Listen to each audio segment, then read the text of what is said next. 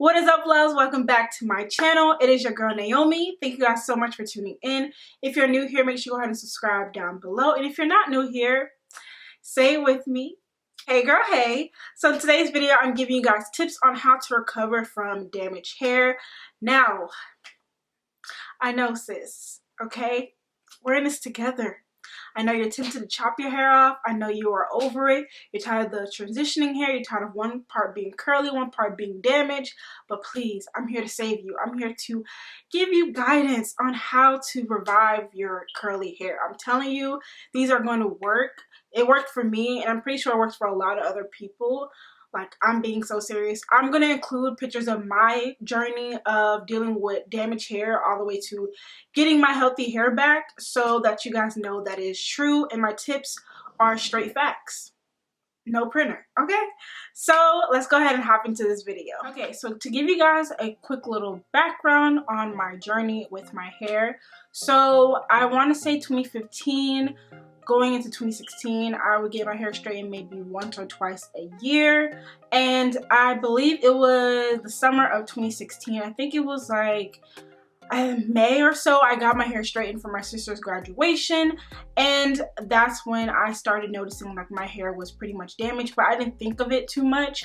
And the thing was, although I did get my hair straightened, I was straightening myself as well. So that was accumulating damage on my hair. And I think prior to that, the previous year before, I think like in 2015, I straightened my hair and I kept straightening myself.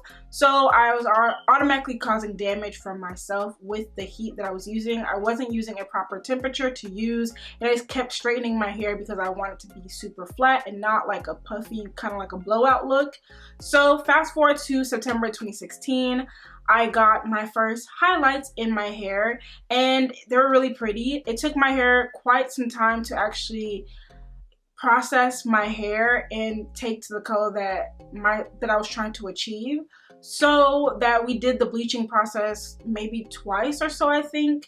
And that plus like my hair was already straightened before, and then so the damage from that plus the coloring, the bleaching part, made it even worse. Now let's get into when I cut off majority of my hair, what I like to call my big chop. It wasn't because I was cutting off my hair because it was damaged. I was cutting off my hair because I wanted something new. Like, I was tired of the shape that I had, and I wanted to try something new, try a whole new shape.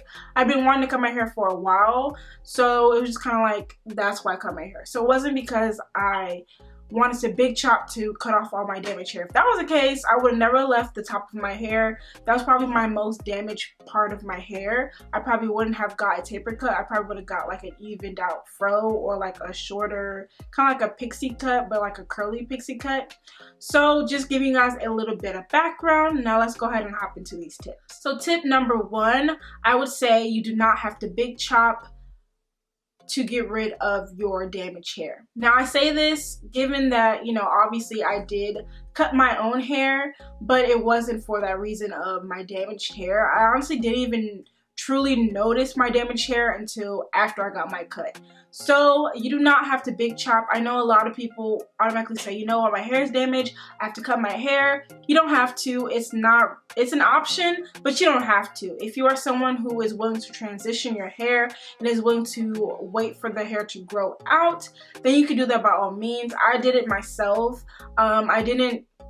When I noticed that I had damaged hair, it was more so of the top part of my hair, and I'll insert picture image. It was very brittle, flimsy. It was dead compared to like my other curls. It wouldn't curl up. It was just not working. So what I did, that's when I started noticing that like my hair was damaged. And you don't really have to cut your hair. I know a lot of people say, you know what, I'm just gonna cut off my whole hair and start all over. You do not have to cut your hair. I repeat, you do not have to big chop your hair to get rid of damaged hair, okay? Tip number two, I would say create a routine. Now this is very much so important. I know a lot of people are going to be like, a routine, what does that have to do with anything? A routine is very much so important. The same way you have a routine in your everyday life, have a routine for your natural hair, because your hair will become accommodated to the routine that you're always doing. Like for an example, for myself, I wash my hair every week. I know a lot of people say, you know, do you shampoo too? Yes, I shampoo, condition, and deep condition every week, and then every 6 to 8 weeks I do a protein treatment. Look, you have to create a routine for your hair. I would say that because your hair will start taking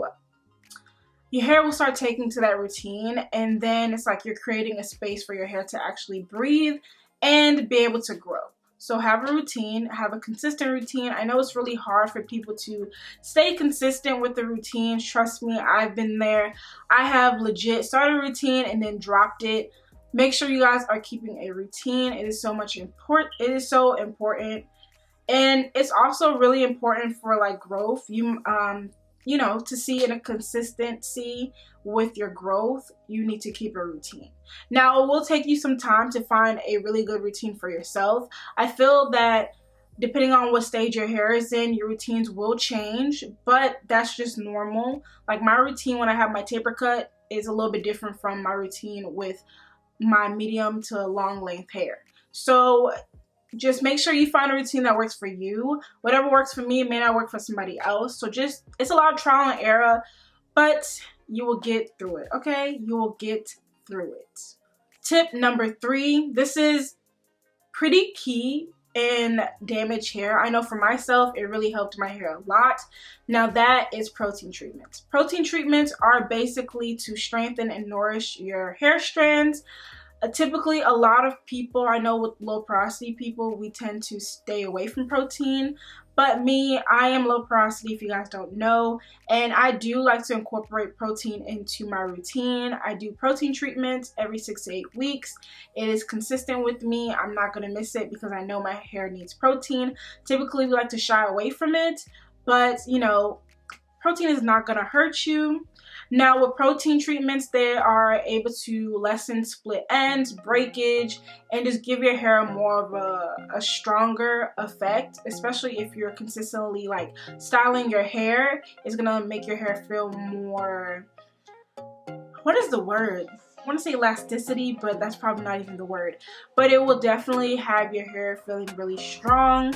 And a tip to know, like if your hair is really limp, then you need to do a protein treatment. What I mean by limp, it's like it doesn't have volume to it. It just falls flat.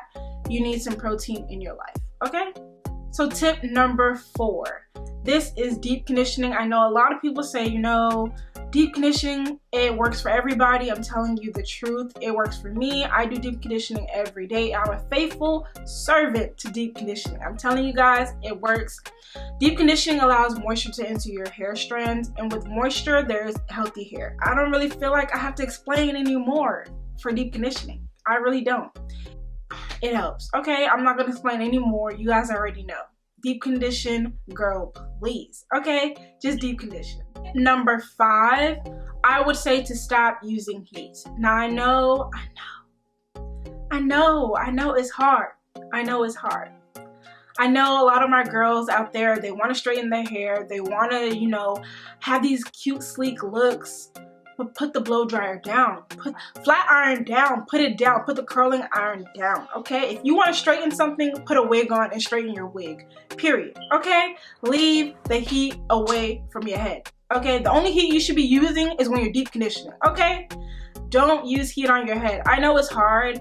When I used to straighten my hair and I was straightening myself, I was like, wow, straight hair, straight hair, straight hair. Because I always have my curly hair out. And it's kind of like I don't have my straight hair out all the time. So when I do, I was a little obsessive with it. So I'm telling you guys, put the heat away. And if you're gonna use heat, use it in moderation.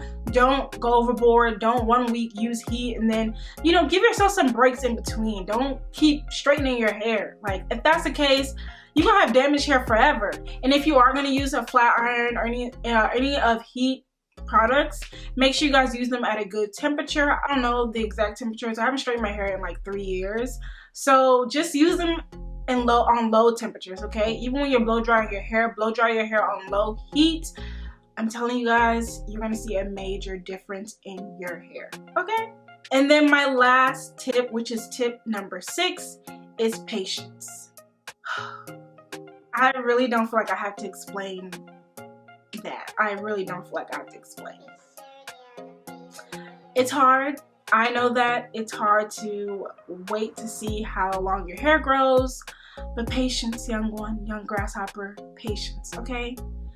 in due time, your hair is going to grow back. Okay? Just give your hair some patience. So guys, I hope that you guys like these 6 tips that I give you guys on how to recover your hair from damaged hair. And make sure you guys are subscribed down below. Give this video a big old thumbs up and comment your tips as well. And tell me if you guys knew these tips already or if you are going to try them. Let me know how your journey is going. Make sure you guys are subscribed, please, and thank you. And I'll catch you guys in my next one. Peace, love, and stay beautiful.